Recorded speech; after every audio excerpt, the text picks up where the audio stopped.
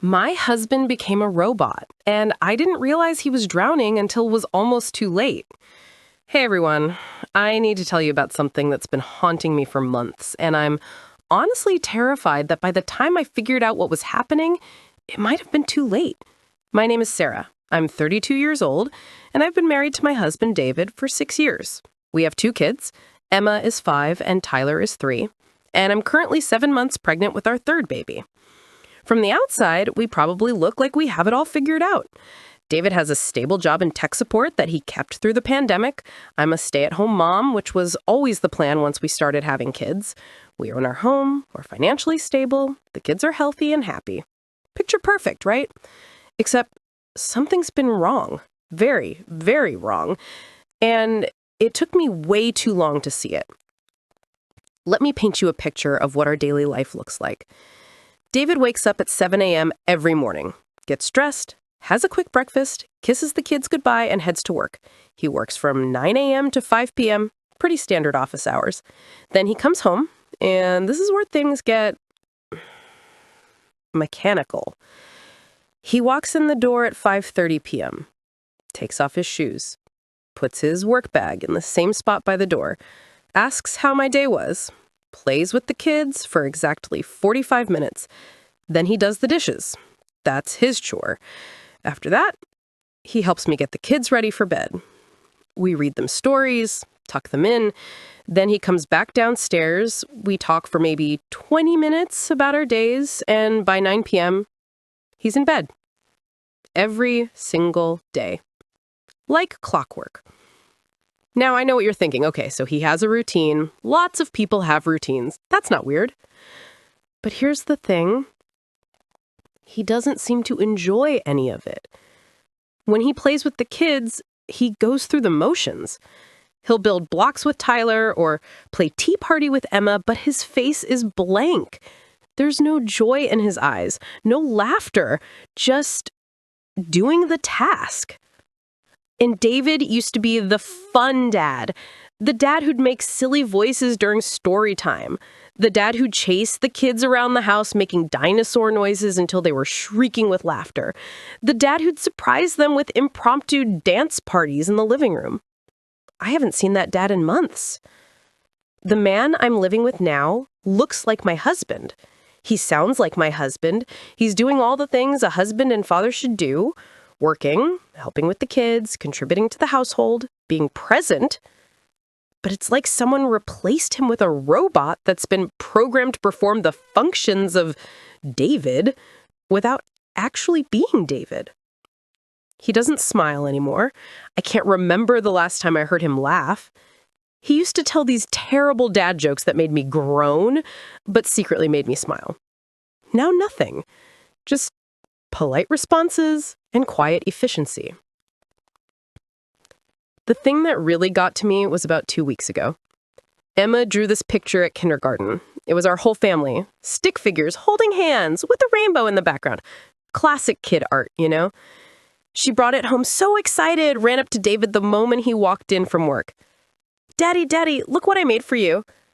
And David looked at the picture, said, "That's very nice, Emma. Good job." And put it on the refrigerator. That's it. No, "Wow, this is amazing." No, "Is this me? I look so strong." No, getting down to her level and asking her to tell him about it. Just acknowledgement of task completion. Emma's face fell a little bit, but she's 5, she moved on. But I saw it. I saw the moment she realized Daddy wasn't as excited as she had expected him to be. And it broke my heart because this isn't the man I married. David used to be goofy and playful and so full of life. He'd make funny faces at the kids across the dinner table until they giggled so hard they couldn't eat. He'd sing off-key in the shower. He'd do dramatic readings of children's books in ridiculous voices. Now, he just exists.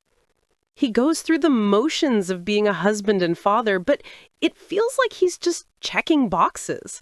Like he has a list in his head. Go to work, come home, play with kids, do dishes, talk to wife, go to bed, repeat. And the scariest part? Nobody else seems to notice. When we video chat with his parents, he's fine. When we see friends, back when we used to see friends regularly before the pandemic, he was normal, friendly, engaged, present. It's only here, in our home with me and the kids, that he's become this shell of a person. I've tried talking to him about it multiple times. Hey, are you okay? You seem tired. I'm fine. Is everything all right at work? Work's fine. Are you feeling okay? Like, health-wise?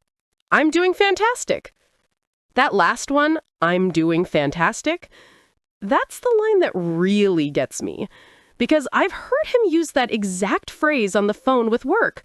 When a customer or coworker asks how he's doing, he says, I'm doing fantastic, in this flat, automatic tone. It's his customer service voice. And now he's using it with me. I asked him directly last week. I said, David, I'm worried about you. You don't seem like yourself. You know what he said? I'm just tired. I'm fine. Don't worry about me. And then he went back to folding laundry with the same blank expression he always has now.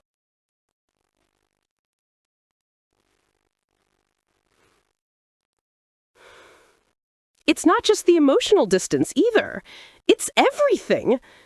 He used to love video games. He had a PlayStation in our bedroom, and a few nights a week after the kids were asleep, he'd play for an hour or two to decompress. Nothing excessive, just a way to unwind. He hasn't touched it in 3 months. He used to watch sports. He was really into basketball, had a favorite team, would text his buddies during games about plays and stats. Hasn't watched a single game this season. He used to read. Fantasy novels mostly. There's a stack of unread books on his nightstand that have been sitting there since February. He does nothing for himself anymore. Nothing. It's like he's decided that his entire purpose is to work and take care of us, and anything that doesn't directly serve that purpose isn't worth his time. And our sex life. God, I feel guilty even bringing this up, but it's another symptom of whatever's wrong. We still have sex, regularly, actually, but only because I initiate it every single time. And even when I do, even when we're in the middle of it, he's not really there. Like, physically, yes, but mentally, it's like his mind is somewhere else entirely. He's going through the motions, making sure I'm satisfied, doing the right things, but there's no passion, no connection, no joy. It feels like he's fulfilling a duty, like sex is just another item on his checklist of husband responsibilities. And honestly, that feels worse than if he just said no. At least if he said he wasn't in the mood, that would be honest. This feels like he's forcing himself to be intimate with me because he thinks he has to, not because he wants to. I've tried to talk to him about this too, but he insists everything's fine. Of course I want to be with you, he says in that same flat tone. Why would you think otherwise? Because you're not present. Because it feels like you're just going through the motions. Because I'm looking into your eyes and you're not looking back. But I can't say that without sounding accusatory, and I don't want to make things worse. I'm 7 months pregnant, managing 2 young kids, dealing with all the regular stress during a pandemic, and on top of all that, I'm watching my husband disappear right in front of me, and I have no idea how to get him back. The worst part is that I know he's suffering. I can see it, even if he won't admit it. He's not okay. Something is very, very wrong. But how do you help someone who won't let you in? How do you reach someone who's built walls so high they can't even see over them anymore? I miss my husband. I miss the man who complained when he was frustrated, who laughed at stupid memes, who told terrible jokes just to see me roll my eyes. I miss the man who was present in his own life. Instead, I'm living with this robot that looks like David, sounds like David, performs all the functions of David, but isn't actually David. And I don't know what to do about it. Last night, I did something I'm not particularly proud of, but I was desperate. After David went to bed at his usual 9 p.m., I stayed up and went through his phone. I know. Invasion of privacy, breach of trust, all of that. But I was terrified that he was hiding something serious. Depression, an affair, a health issue he wasn't telling me about. You know what I found? Nothing. His text messages were mostly work-related, a few messages to his parents, one text chain with his brother about their fantasy football league, which David apparently hasn't been participating in despite his brother's increasingly frustrated messages. No secret conversations, no dating apps, no concerning searches in his browser history. Just nothing. And somehow that was worse than finding something wrong, because at least if there was something specific, I'd know what I was dealing with. This was just absence, just emptiness. I spent hours scrolling through Reddit after that, searching for anyone experiencing something similar, and I found so many stories. Husbands who'd become withdrawn, partners who'd stopped engaging, people who were physically present but emotionally gone. The word that kept coming up was burnout. I sat there at 2 a.m., 7 months pregnant, crying on our couch as I read story after story of people whose partners had burned out so completely that they'd become shells of themselves. And every single one of those stories sounded like David. That's when I decided I needed to actually do something. Not just ask if he was okay and accept his non-answer, not just hope it would get better on its own. I needed to really confront this. This morning, after David left for work, I called his mom. "Linda, I need to talk to you about David." There was a pause. "Is everything okay?" "I don't think so. Has he seemed different to you lately, when you video chat with him?" "Different how?" "I don't know. Distant? Less engaged?" Another pause. "He seems tired, but we're all tired right now, aren't we? With everything going on in the world?" That was the thing. Everyone kept attributing his behavior to normal tiredness, normal stress. But this wasn't normal. "Linda, when was the last time you heard him laugh?" Long silence. I don't know. Why?" "Because I can't remember either. And that's not normal. David used to laugh all the time." I could hear the concern creeping into her voice. "What are you saying, Sarah?" "I'm saying I think your son might be depressed or burned out or something, and he won't talk to me about it. He just keeps saying he's fine, but he's not fine." We talked for almost an hour. Linda admitted that she had noticed David seemed not quite himself lately, but had chalked it up to normal pandemic stress and the pregnancy. She offered to talk to him, but I asked her not to. Not yet. I wanted to try one more time myself first. After we hung up, I sat down and did something I haven't done in years. I wrote in a journal. Not for me, for David. I started listing everything I'd noticed. Hasn't smiled in months, stopped playing video games, stopped watching sports, doesn't take any time for himself, goes through motions with the kids without enjoying it, uses work voice at home, intimacy feels obligatory rather than desired, never complains anymore, which actually isn't good. Seems to view everything as a duty or a chore. The list went on, and seeing it all written out, all in one place, was shocking. This wasn't just, "My husband seems tired." This was, "My husband has fundamentally changed as a person." Then I started a second list. Things David used to do that he doesn't do anymore. Tell jokes, make funny voices for the kids, complain about traffic. Sounds weird, but he used to have funny rants about bad drivers, get excited about his favorite team, talk about books he was reading, spontaneously suggest we order pizza because he didn't feel like cooking, sleep in on weekends, take long showers where he'd sing badly, leave his coffee cup in random places around the house, get distracted during conversations because he thought of something funny. That last one actually made me tear up. Because David used to do this thing where he'd be telling me about his day, and then he'd suddenly laugh and say, "Oh, that reminds me of this funny thing," and go off on a tangent. It drove me a little crazy sometimes, but it was so him. It was proof that his brain was active and making connections and finding joy in small things. Now he just answers questions in straightforward, efficient ways, and never goes off topic. I realized I was mourning a person who was still alive, who was still here, still functional, but somehow gone.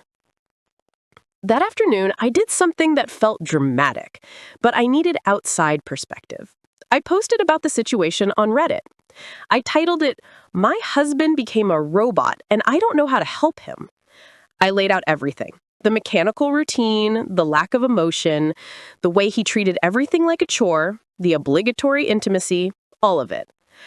I expected maybe a few responses, some advice, maybe some similar stories, but what I got was overwhelming. Hundreds of comments, people sharing their own experiences with burnout, depression, pandemic stress, people who'd been in David's position and could explain what he might be feeling, people who'd been in my position and had successfully helped their partners. But the comments that really stuck with me were the ones from men who'd experienced exactly what David was going through. One guy wrote, "I did this exact thing. I became a machine because I thought that's what my family needed. I thought showing any weakness or admitting I was struggling would mean I was failing as a husband and father. It took my wife literally breaking down in front of me before I realized I was destroying both myself and my family by trying to be strong." Another said, "Your husband is drowning, and he thinks if he admits it, you'll all drown with him. He's trying to be the life raft for everyone else and doesn't realize he's sinking." That image, David drowning while trying to keep everyone else afloat, that hit me hard. Because that's exactly what it looked like. He was sacrificing himself, piece by piece, to make sure the rest of us were okay. And in doing so, he was disappearing. One woman shared a story about her husband who'd had a complete breakdown because he'd been silently carrying too much weight for too long.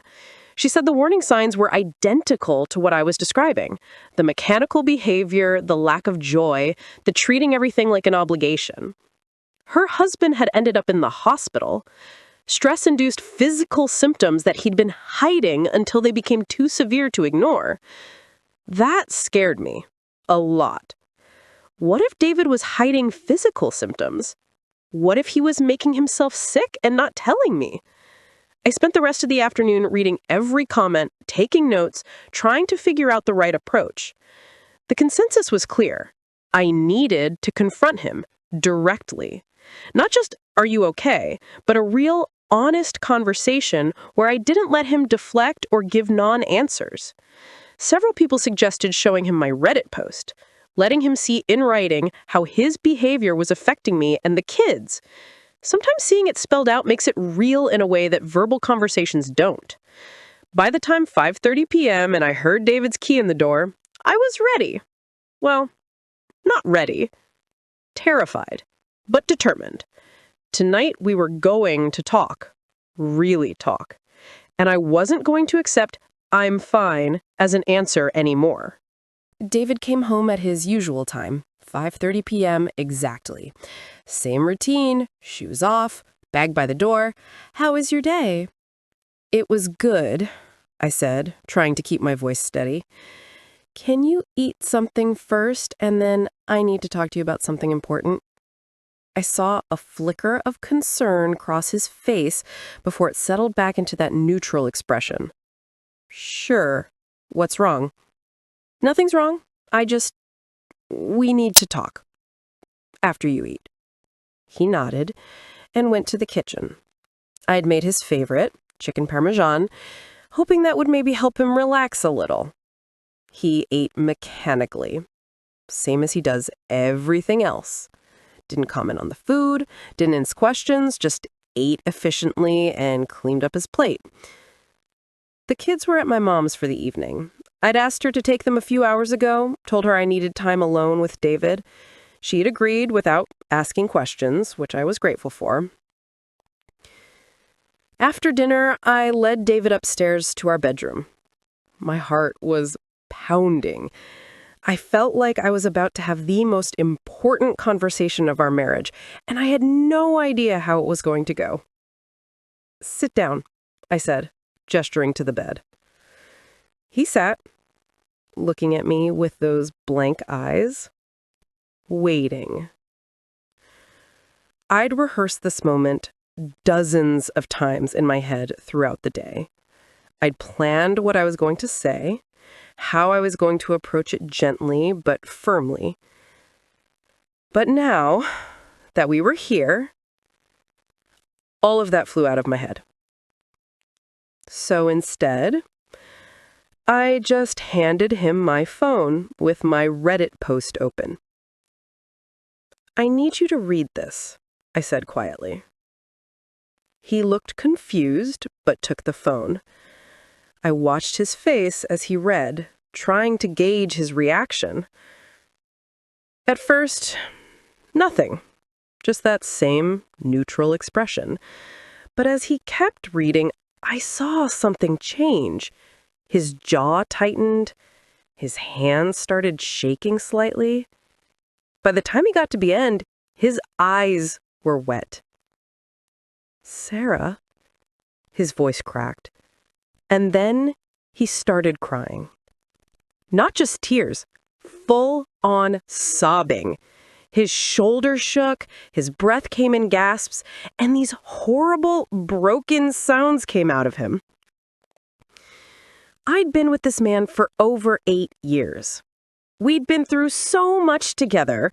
The stress of wedding planning, buying our first home, the terrifying experience of bringing our first child into the world, sleepless nights with colicky babies, financial struggles, family drama. I had never, not once in all those years, seen David cry. Not when his grandfather died, not when he got laid off from his first job out of college and didn't know how he'd pay rent. Not during the difficult birth of our second child where there were complications and we almost lost Emma. He'd always been the strong one, the rock, the person who stayed calm when I was falling apart. And now he was completely breaking down in front of me. I immediately sat next to him and pulled him into my arms. He collapsed against me, still sobbing, his whole body shaking.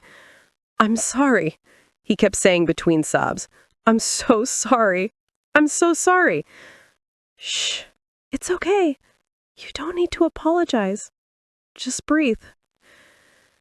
It took several minutes before he could calm down enough to speak. When he finally did, the words came out in this broken, desperate rush. "The world is such a shitty place right now," he said, his voice raw. "Every day the news is terrible. The pandemic, the economy, everything. And we're bringing another child into this. Another innocent person who's going to have to deal with all of this." I held him tighter. "When you told me you were pregnant, I was happy. I was so happy. But then the fear hit, this overwhelming fear that I had to step up. I had to take care of everything because it was my responsibility. David, no, let me finish, please." He pulled back slightly to look at me, his eyes red and puffy. "I thought I could handle it. I thought if I just worked harder, stayed more focused, did everything I was supposed to do, it would be okay. So I doubled down. No distractions, no breaks, just doing what needed to be done. But it wasn't okay. No, it wasn't. The more I tried, the darker everything got. Like I was walking through a tunnel and it just kept getting longer and longer, and eventually I couldn't see an end. I couldn't see a light. I couldn't see anything except the next task, and the next, and the next. My heart was breaking listening to him. "I feel like I'm constantly drowning," he continued, his voice barely above a whisper. "Like I'm underwater and I can't breathe, and the only time I can surface The only breath of fresh air I get is during the car ride between work and home. That explained so much. The way he'd sometimes sit in the car for a few extra minutes before coming inside. I'd thought he was just finishing a phone call or listening to the end of a song. He was trying to breathe. Sometimes the stress is so much that I throw up, he said, and my blood ran cold. In the bathroom at work, or sometimes before I leave for work in the morning. And then I just keep going, like it didn't happen. He reached into his pocket and pulled out a pack of gum. Spearmint. This is for afterward, when it happens, so no one can tell. I felt physically ill. My husband had been literally making himself sick with stress, and he'd been hiding it for months. David, why didn't you tell me? Why couldn't you tell me any of this? He looked down at his hands. Because I didn't want to burden you with the truth. Burden me? David, I'm your wife, your partner. That's what I'm here for. I know, but... He took a shaky breath. I thought if I told you everything, if I admitted how much I was struggling, you'd stop seeing me as a protector, as a provider. You'd see me as weak, broken, and you'd stop loving me. That broke me. Tears were streaming down my face now. David, no! God, no! Where did you get that idea? When have I ever made you feel like you had to be perfect? You didn't. That's not on you. That's just what I thought I had to be. A man, a husband, a father. You're supposed to be strong. You're supposed to handle things. You're supposed to provide and protect and never complain because that's what men do. That's not what men do, David. That's what robots do. And you're not a robot. You're a human being who's allowed to struggle and be tired and need help. He shook his head. But we have 2 kids and 1 on the way, and the world is falling apart, and I still have a job when so many people don't. I should be grateful. I should be able to handle this. Having a job doesn't mean you're not allowed to be stressed. Being employed doesn't mean you can't struggle. And just because other people are going through hard times doesn't invalidate your own hard time. I know that logically, but emotionally, I feel guilty. I feel guilty for being tired when you're the one who's pregnant. I feel guilty for wanting a break when other people can even afford to keep their homes. I feel guilty for struggling when I have it so good. He put air quotes around that last phrase, and it was so bitter. So instead of dealing with any of it, I just shut down. I turned off everything that wasn't absolutely necessary. Fun? Not necessary. Hobbies? Not necessary. Emotions? Definitely not necessary. Just do the work, do the chores, take care of the kids, repeat. And what about taking care of yourself? Wasn't necessary, he said quietly. We sat in silence for a moment. Sometimes, he continued, I fantasize about packing a suitcase and running away to some tropical island, just disappearing for a week and not telling anyone where I am. No responsibilities, no stress, just peace. Why don't you? He looked at me like I'd suggested he abandon his family. Because I can't. Because you need me. The kids need me. I can't just leave. So instead, you leave mentally while staying physically? That landed. I could see it hit him. I guess so. Yeah. That's exactly what I've been doing.